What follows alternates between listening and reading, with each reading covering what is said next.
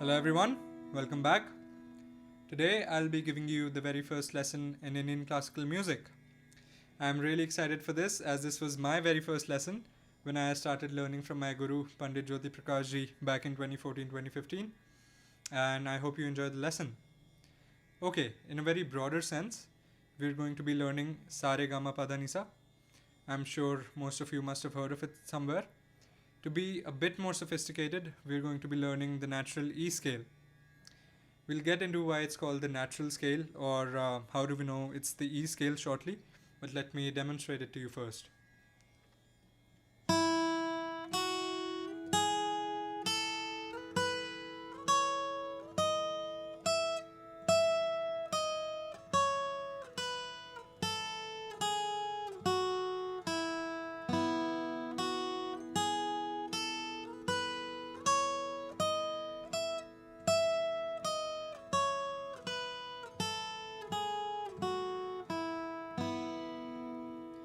Before learning how to play it, try and memorize the names of the notes in the ascending and descending orders. So while going up the scale, ascending order, the sequence of the notes is Sa, Re, Ga, Ma, Pa, Dha, Ni, Sa.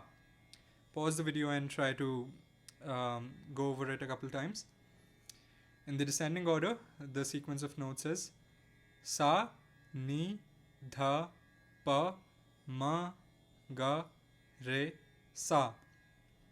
Sa, Re, Ga, Ma, Pa, Dha, Ni, Sa. Sa, Ni, Dha, Pa, Ma, Ga, Re, Sa. As always, I'll explain how you do it and then why you do it after. Okay, to start off, play the open E string first. This is the Sa. Now Sa has a very specific importance. Sa is the root note of the scale. It serves as the identity of the scale itself. So if someone is singing or playing from the scale E, it means that the E note is the Sa or the root note of the scale. How do we know we're playing the natural E scale? Because Sa or the root note of the scale is the note E. I'm sure most of you must know that this is the E string, and what that basically means is when you play the open string, you're playing the E note, and E is the Sa or the root note of our scale. That's why it is the E scale. Why is it the natural scale? Because we're playing all natural notes. We aren't playing any flat or sharp notes. If a song is in the E scale, you can hum or sing the root note or the E note throughout, and it'll still sound melodious with the song, because it is the root of the scale that the song is in.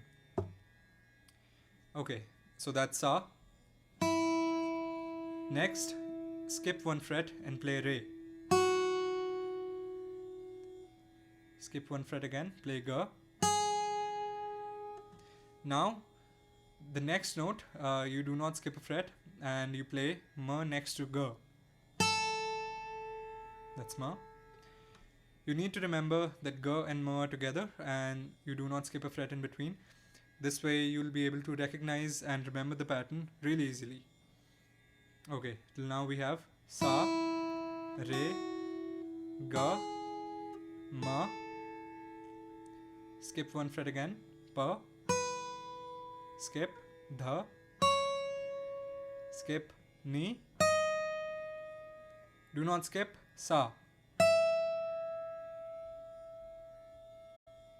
So Ga, Ma and Ni and Sa are together.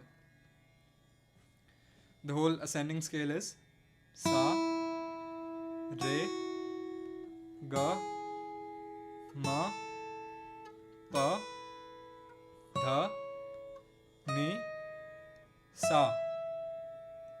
Now how do you come back? Recall from our exercise that Ga, Ma and Ni and Sa are together. You can use this to descend down the scale. So if we start from Sa here, you know the next note is Sa, Ni, Dha, Pa. So the next note is Ni, and you know Ni and Sa are together. So you play Ni right next to Sa, Ni, and then you keep skipping one fret until you reach Ga, Ma. Sa, Ni, skip, dha, pa, ma. Now you know the next one is ga, and ga and ma are together, so you play ga here.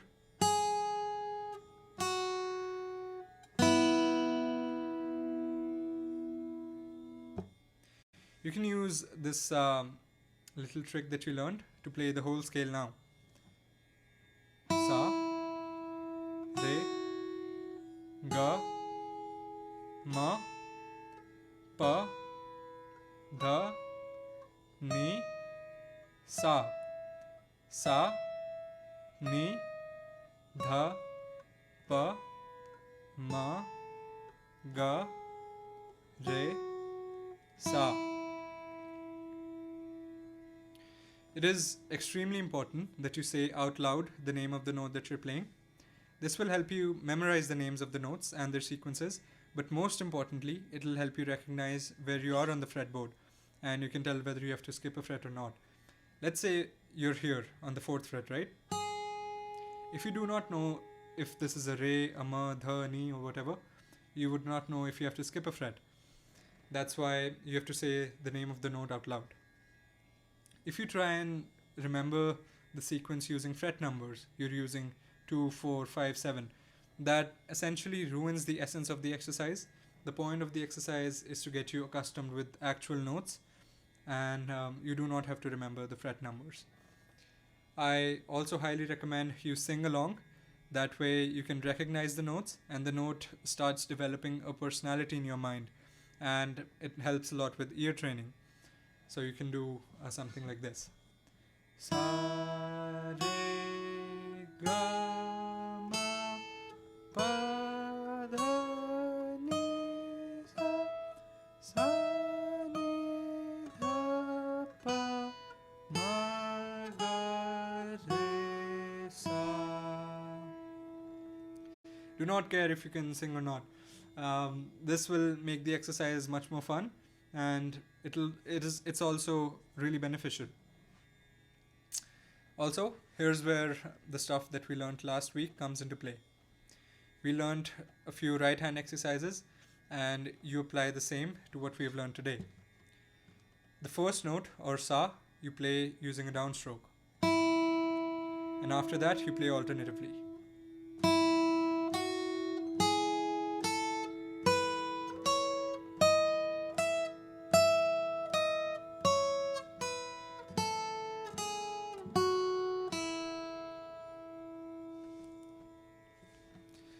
Excellent. So now you know sa, re, ga, ma, pa, dha, ni, sa in some form on your instrument.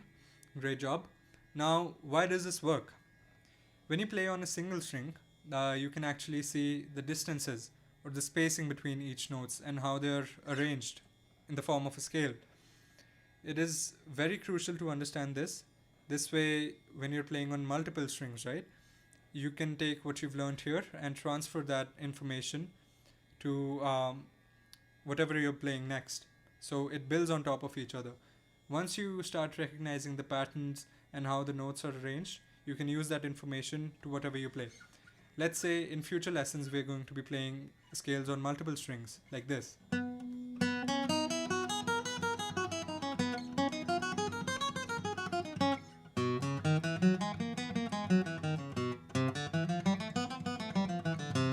That might look complicated, but it is essentially the same thing that we have done today, and you can just transfer what you have there to when you're playing on multiple strings. And before you know it, you're playing over the whole fretboard, and you're recognizing so many more patterns, and you're actually understanding what you're playing. You understand the music. Opposed to this, I know a lot of people who learn chords on the first day. That does not make any sense because you're playing complex multiple string forms when you do not even know what's going on a single string. So that's why this exercise is so essential. Alright, just for good measure, I'll play it once more. And these are the key things that you need to remember. Ga, ma, and ni and sa are together. They do not skip a fret. And the first note is sa, or the root note of the scale, and you play it with the downstroke. And you play alternatively after that. You do not need to use multiple fingers for playing this exercise. We're going to use them in later exercises. For now, you can just use the first two fingers. Also, do not lift your finger while you're playing. It cuts off the note and it doesn't sound musically pleasant.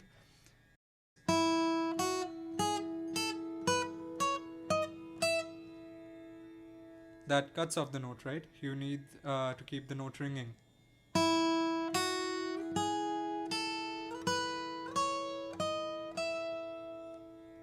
Play like that. And also sing along.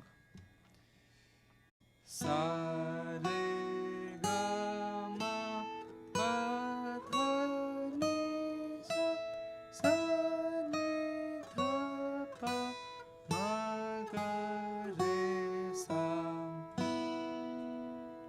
Thanks a lot for watching. Keep practicing and I'll see you next time. Take care. Bye.